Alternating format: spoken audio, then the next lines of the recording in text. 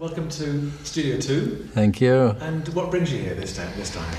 Well, at this point, we're going through all the old music from the very beginning. The very first thing we ever did, long before we came to Abbey Road, we recorded That'll Be the Day in a studio in Liverpool. It was just a place you go in and go straight onto disc, and we paid for it ourselves.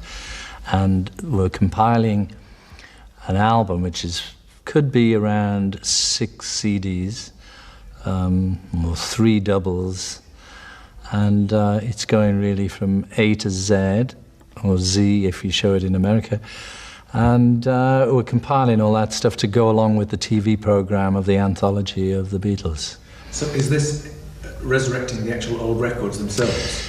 It is. We're trying to put on more or less something from every period, whatever, and all the stuff that's never been heard before. And in cases like now, what we've done is we've sifted through the early tapes, but you see a lot of the early tapes which were done in mono, the only tapes remaining are the actual masters. All the outtakes were thrown away long before people thought we were any good. And now we're up to the 4-track tapes. The 4 tracks started with, what was it? This Boy and I Want to Hold Your Hand. And then Can't Buy Me Love, we're up to. Can't Buy Me Love, which was February 1964.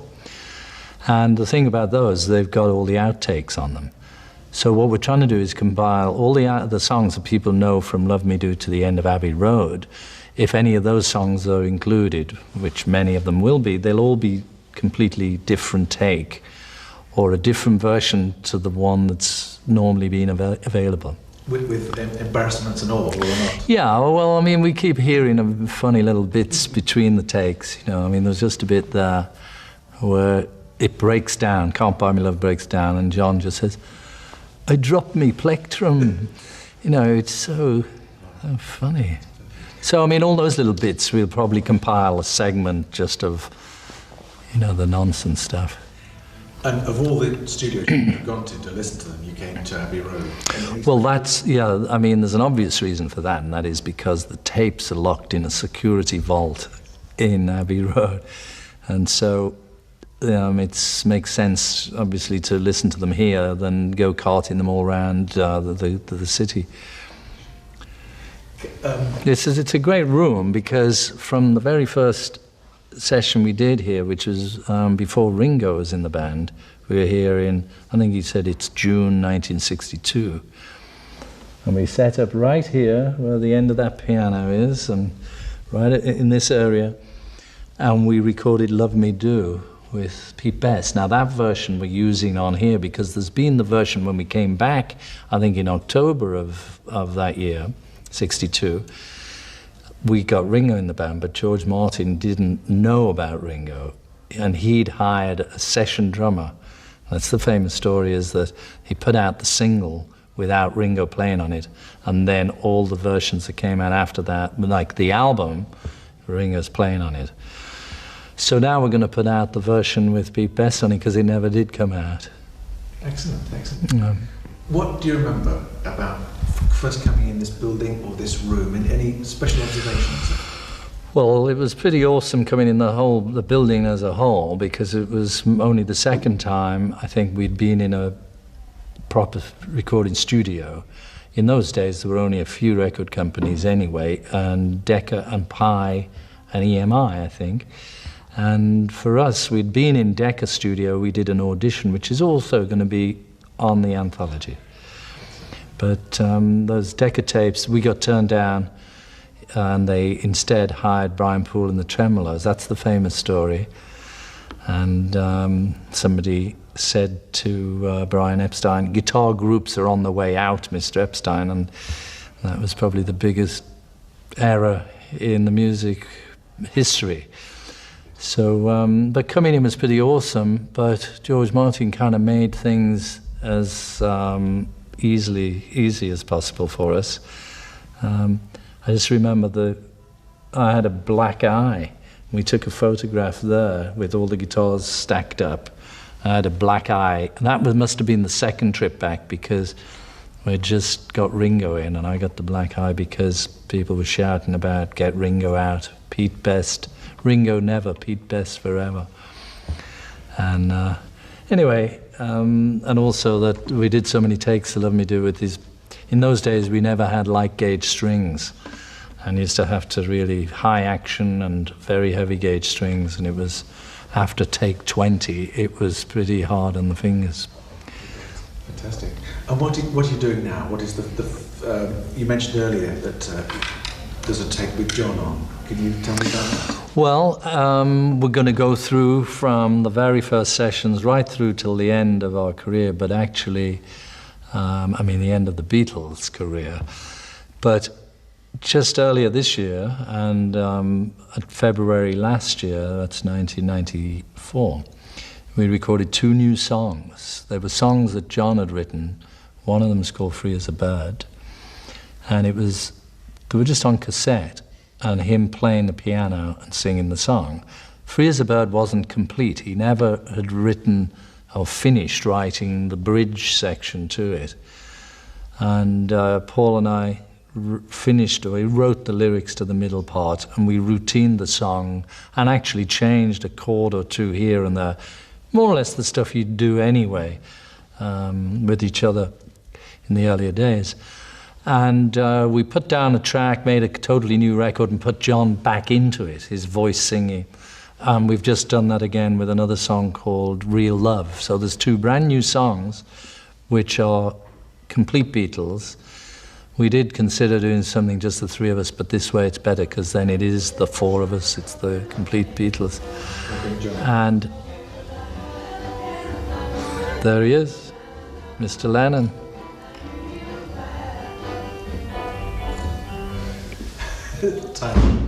Yeah. That's lovely. Are you pleased with it? Are you happy? Yeah, it's great. I mean, the thing that's the most pleasing is that we're all friendly again. I mean, we had some turbulent years in the meantime, but it's just fun to have your old friends back again. Fantastic. Okay, George, thank you. very much. Okay. Thank you.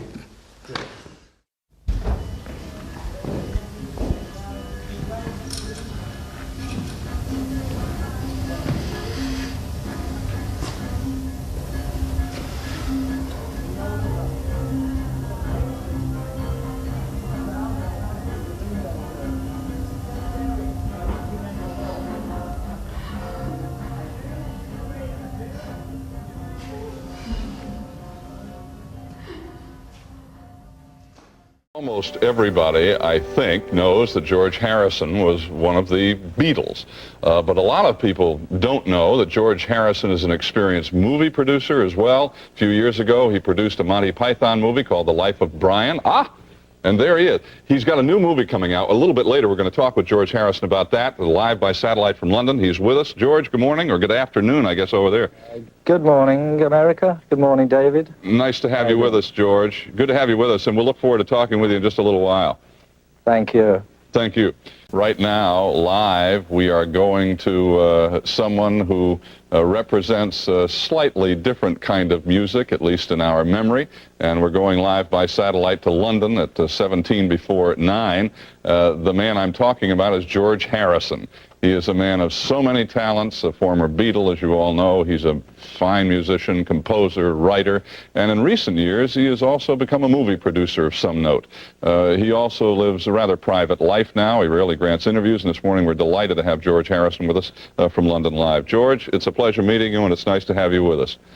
Thank you. Good morning, everybody. Good morning. Could you hear any of that music, that picking you just heard? How did it sound? I did. Yeah, Blue Ridge Mountains. It sounded like you were interviewing pigs. Is that right? You're close. Something about pigs. You got it. George, let's talk about the movie. Time Bandits, which I had the pleasure of seeing yesterday. It hasn't been released yet, as you know. It's going to be released very soon in the States. You wrote the score. You also produced it. How would you describe it, briefly? How would you describe the movie? Because it is unusual. Yeah, that's it. It's quite unusual. I think it's a sort of good film for children mainly, but it's also quite good for adults. It's a bit crazy, you know, being a spin-off of the Monty Python group. That is, it was written by Michael Palin and Terry Gilliam. It has Michael Palin and John Cleese in it. So it has a little bit of, you know, the usual sort of Monty Python sort of stuff, but at the same time, it's quite a thriller, you know, the way it looks. The film is really well shot. It's Terry Gilliam is the director. He's the American one in Monty Python. And he's the one who normally does the animation. So he's done the special effects and directed the film. George, let me interrupt you. What I might do is we might show our viewers here a little bit of the movie so they'll have an idea what you're talking about. That's a good idea. What we're about to see are the traveling bandits. Now, these are bandits. They go from one place in time to another by sort of dropping through these holes in space, right? Yeah, well, if I would just tell the audience briefly, the idea is that the Supreme Being, when he was making creation, well, everything that got done late on a Friday afternoon, you know, had a few holes in it. So he had these little people working down in the small shrubs department, and they were patching up the holes in everything. And they ran away with the map that shows all the holes in the space and time, and they're trying to escape from the Supreme Being, but at the same time, Evil, who's always not far behind, is trying to catch them because he'd like the map for his own use. So take it away. All right, good description. Now let's look. The little people, and what they have done is busted into a little boy's bedroom, and now they're trying to find a way out. They need to get their way out and get back into space. Watch this from Time Bandits, produced by George Harrison. Watch. Now, they didn't, George, we just saw them as you weren't able to see it, but just as they came, they went into space. People should know that they land in Napoleon's time. Napoleon's time. Right? Yeah, they just keep going, you know, from one thing into the next. It's quite a good idea, actually. Wish I'd thought of it. Yeah, but you're involved. You've made it happen. We're going to break for a commercial, George, and then we'll come back and talk some more. Okay. Back. Well, they treated you like a dog. 10 minutes before 9 right now. We're back with George Harrison live from London. The music you just heard is from his newest album. It's called Somewhere in England. Hi, George. Again, we're back on live right now. You've been involved with the Monty Python, the group, the gang, for quite some time now. You said one time that you got involved after the Beatles because it helped you to kind of bridge the years when there wasn't much happening. What did you mean by that? Yeah, in the late 60s, when Monty Python first came on television in the UK, well, there was, you know, what the Beatles were representing or were trying to, you know, we were trying to be something new.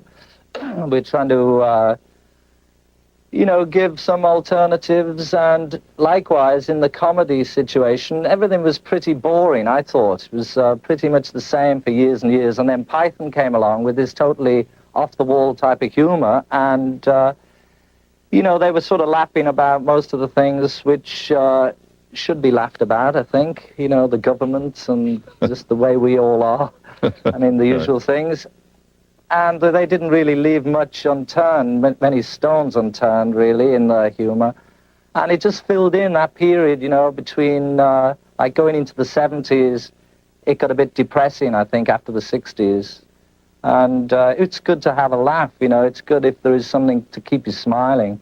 George, I would imagine there's, at least I sense, that there's always been kind of a pressure on you and Paul and Ringo to keep producing, to keep turning things out, and particularly perhaps you and Paul.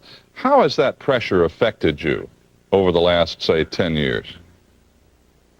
Well, I don't think there's that much pressure to produce. I think you're talking about records or music.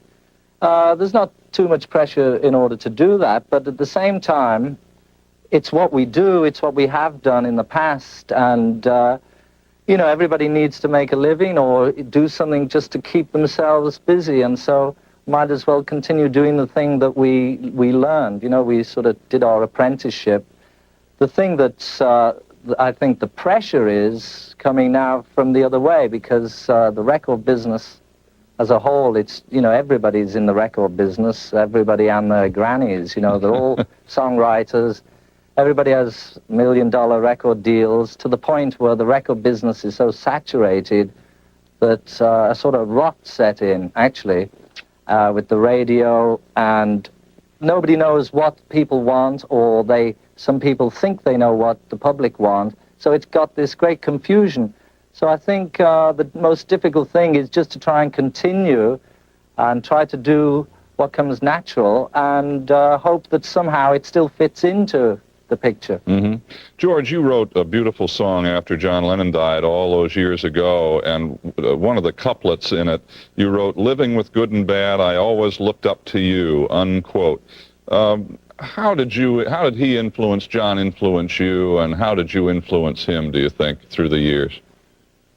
Well, it would be pretty hard to say just in a minute or so, but, yeah.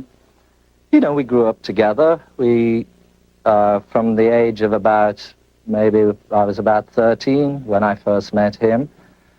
He was a tough guy, you know, he wanted to do something different, and likewise so did I and Paul. And so we gained strength from each other, really, like that. He was always the noisy one, or the, you know, the cheeky one, the pushy one. He'd be a bit more outspoken than the others. And at the same time, I think that was important. You know, we had all those elements, John being, you know, a bit upmarket with the intellectuals, and Paul being cute, and, you know, Ringo being cuddly, and I was the quiet one. So, I mean, it all sort of worked out, but, you know, it would be difficult to say. Hello? What was that? Beep, beep. I don't know. You're okay, I think. Something beeping in my headphone. But it would be hard to say just in a minute, you know, because we grew up together. We spent many, many years together, and... but a lot of love and respect. Yeah. Both. So, I mean, the song really, it helps having music. Hello, somebody's on the telephone here in my ear. Whoever's in George's ear, get out of George's ear. All right, George, our time is up anyway, so we'll let them talk in your ear if they want to. Thank you very much for joining us today. Right. Good luck with the movie. Good luck with Time Bandits. Thank you. Bye-bye. Thank you, George. Okay, thank you. We will be back in just a minute. It's almost 4 minutes before 9. Back after these words from Lipton. George Harrison from London.